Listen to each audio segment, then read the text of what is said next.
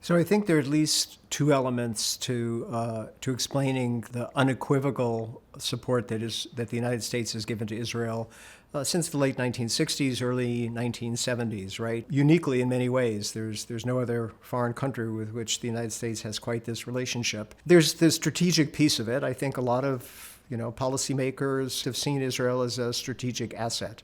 Right, it's sort of an unsinkable aircraft carrier. Israel has no choice but to try to retain the support of the United States and to work with the United States and has sold itself, I think, quite successfully as a strategic asset, going back to the Cold War, but then in the face of the so-called Islamic threat and so on. And Israel's enemies are perceived as the enemies of the United States and as challengers to its regional hegemony.